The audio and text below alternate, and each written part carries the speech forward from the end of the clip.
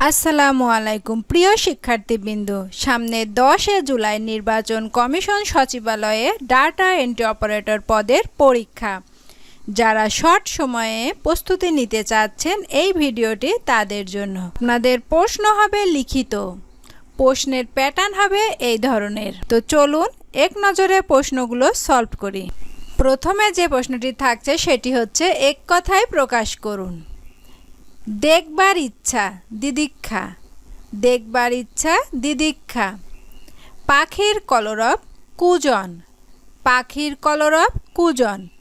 নষ্ট হওয়ার স্বভাব যার নশ্বর, নষ্ট হওয়া স্বভাব যার নশ্বর। সময়ের পক্ষে সমীচীন, সময়োপযোগী। 2 নম্বরে যে প্রশ্নটি থাকছে সেটি হচ্ছে কারক ও বিভক্তি নির্ণয়। প্রথমে যে প্রশ্নটি থাকছে সেটি হচ্ছে ওপারের হাটে যেতে হলে নৌকাতে নদী পার হতে হয়। নৌকাতে কোন কারক? মনে রাখবেন, কাজ করতে যে জিনিস বা উপকরণের সহায়তা নেওয়া হয় সেটা করণ কারক। তাহলে নৌকাতে এখানে একটি উপকরণ, নৌকা এখানে একটি উপকরণ, তাহলে এটা করণ কারক।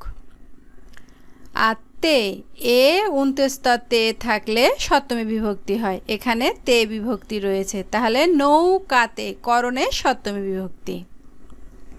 দ্বিতীয় যে প্রশ্নটি থাকছে এমন সুখের মরণ কজনে মরে। মরার কাজ এখানে কতজন করছে, কয়জনে এখানে মরার কাজ করছে। এখানে মরণের কোনো কাজ নেই, মরণের কোনো কাজ নেই। মনে রাখবেন, কর্মকারকে কর্মের কোনো কাজ থাকে না, এই জন্য এটা কর্মকারক। আর মরণের সঙ্গে কোনো বিভক্তি যুক্ত নাই, এজন্য এটা শূন্য কর্মে শূন্য বিভক্তি। গ নম্বরে যে প্রশ্নটি থাকছে সেটি হচ্ছে ট্রেন কমলাপুর ছাড়ল। এখানে কমলাপুর কোন কারকে কোন বিভক্তি? মনে রাখবেন, যে জায়গা থেকে কোনো জিনিস মাইনাস হয়, যে জায়গা থেকে কোনো জিনিস মাইনাস হয় বা বিচ্যুত হয় সেটা অপাদান কারক। এখানে কমলাপুর থেকে ট্রেন মাইনাস হচ্ছে, কমলাপুর থেকে ট্রেন মাইনাস হচ্ছে, তাহলে এটা অপাদান কারক। কমলাপুরের সঙ্গে কোনো বিভক্তি যুক্ত নাই, কমলাপুরের সঙ্গে কোনো বিভক্তি যুক্ত নাই, তাহলে এটা অপদানে শূন্য বিভক্তি। তিলে তেল আছে, তিলে কোন কারকে কোন বিভক্তি? কোথায় দিয়ে প্রশ্ন করলে যে উত্তর পাওয়া যায় সেটা অধিকরণ কারক। কোথায় তেল আছে, তিলে তেল আছে, তাহলে এটা অধিকরণ কারক। তিলের সঙ্গে এ বিভক্তি, তিলে এ বিভক্তি যুক্ত আছে, এ 29তে থাকলে সপ্তমী বিভক্তি হয়, তাহলে এটা অধিকরণে সপ্তমী বিভক্তি। সর্বশেষ যে প্রশ্নটি থাকছে সেটি হচ্ছে দুঃখীকে দয়া করো, দুঃখীকে দয়া করো। মনে রাখবেন, পৃথিবীতে যত নিঃস্বার্থভাবে কাজ আছে সবই সম্পদান কারক। দুঃখীকে যখন আমরা দয়া করছি বা কোনো সাহায্য করছি তখন কি আমরা কোনো স্বার্থ কাজ করছে আমাদের এখানে কোনো স্বার্থ কাজ করছে না। অবশ্যই এখানে ব্যক্তিকে বোঝাতে হবে, ব্যক্তিকে বোঝাতে হবে, কোনো বস্তু না। তাহলে দুঃখীকে দয়া করো এটা সম্পদানে চতুর্থী বিভক্তি, এখানে কে বিভক্তি যুক্ত আছে, কে রে থাকলে চতুর্থী বিভক্তি হয়, তাহলে এটা সম্পদানে চতুর্থী বিভক্তি।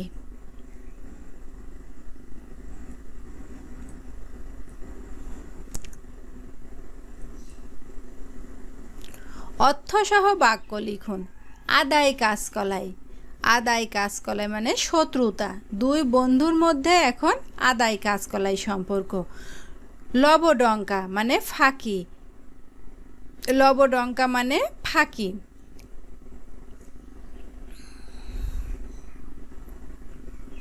এত খাটিয়ে নেয়ার পরে শেষে ফলাফল হলো লবডঙ্কা।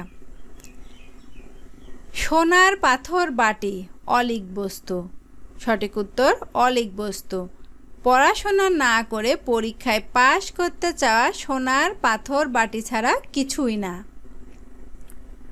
শরতের শিশির মানে সুসময়ের বন্ধু বা ক্ষণস্থায়ী, সুসময়ের বন্ধু বা ক্ষণস্থায়ী। অর্থ সম্পদ থাকলে জীবনে শরতের শিশিরের অভাব হয় না, অর্থাৎ সুসময়ের বন্ধুর অভাব হয় না।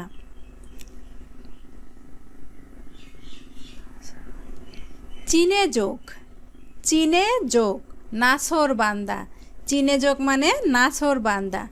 মামুন সাহেব হলেন চীনে যোগ, নিজের অধিকার আদায় করেই ছাড়বেন। মামুন সাহেব হলো চীনে যোগ, নিজের অধিকার আদায় করেই ছাড়বেন। তাহলে দেখুন প্রশ্ন প্যাটার্ন কিন্তু খুব একটা কঠিন হয় না। হ্যাঁ, প্রশ্ন প্যাটার্ন খুব একটা কঠিন হয় না, আপনারা একটু পড়লেই ইনশাল্লাহ পাশ করে যাবেন। এরপরে 4 নম্বরে দেখুন অনুচ্ছেদ লিখুন। যে কোনো বিষয়ের উপর, চলমান যে কোনো বিষয়ের উপর একটি অনুচ্ছেদ লিখতে দিতে পারে। এখানে দেখুন ই গভর্নেন্স, ই গভর্নেন্সের উপর একটি অনুচ্ছেদ লিখতে দিয়েছে। ই গভর্নেন্সটা কি? সুশাসন প্রতিষ্ঠার আধুনিকতম একটি উদ্যোগ হলো ই গভর্নেন্স। ই গভর্নেন্স হলো তথ্য ও যোগাযোগ প্রযুক্তির ব্যবহার করে সরকারি সেবা সমাজের সকল মানুষের কাছে পৌঁছে দেয়া। ই গভর্নেন্স ব্যবস্থায় একজন নাগরিক সচ্ছল ব্যয়ে ঝামেলাহীনভাবে সপ্তাহে 7 দিন দিনে 24 ঘন্টা সরকারি সেবা পেতে পারে। এর ফলে শাসন ব্যবস্থায় সচ্ছলতা ও জবাবদিহিতা আসে এবং দুর্নীতি হ্রাস পায়। এভাবে মূলত সুশাসন নিশ্চিত হয়। তবে পুরোপুরি ই গভর্নেন্স চালু করার জন্য বিপুল অর্থ, দক্ষতা, জনশক্তি ও সার্বক্ষণিক বিদ্যুৎ এবং দ্রুতগতি ইন্টারনেট সেবা অপরিহার্য। যাই হোক, এইভাবে আপনাদের একটি অনুচ্ছেদ লিখতে দিতে পারে। এরপর দেখুন একটি প্যাটার্ন দিয়েছে ছক করে। ফর্মুলা ও ফাংশনের 5টি পার্থক্য লিখুন। ফর্মুলা ও ফাংশনের 5টি পার্থক্য লিখুন। ফর্মুলা হচ্ছে বিভিন্ন সংখ্যার যোগ, বিয়োগ, গুণ, ভাগ ইত্যাদি কাজে ব্যবহার পদ্ধতি। আর ফাংশন হচ্ছে ফর্মুলার সংক্ষিপ্ত রূপ যা প্যাকেজ প্রোগ্রাম তৈরির সময় অন্তর্ভুক্ত করে দেওয়া হয়। ফর্মুলা সংক্ষিপ্ত আকারে লেখা যায় না। 2, ফাংশন সংক্ষিপ্ত আকারে লেখা যায়। ফর্মুলার সাহায্যে কঠিন ও জটিল হিসাব সহজে করা যায় না। ফাংশনের সাহায্যে কঠিন ও জটিল হিসাব সহজে করা যায়। ফর্মুলা সাধারণত গণনা, নির্দিষ্ট গণনার কাজের জন্য তৈরি করা হয়, পরবর্তীতে ব্যবহারের জন্য পুনরায় লিখতে হয়। আর ফাংশন একটি নির্দিষ্ট কাজের জন্য তৈরি করা হয় এবং একাধিকবার ব্যবহার করা যায়। ফাংশন। এই ফর্মুলার উদাহরণ। রিলেশনাল ডেটাবেস কি? 3টি রিলেশনাল ডেটাবেস সফটওয়্যারের নাম লিখুন।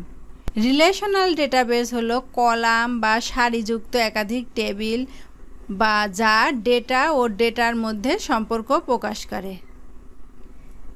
এই ধরনের ছক করে আপনাদের লিখিত পরীক্ষা হবে।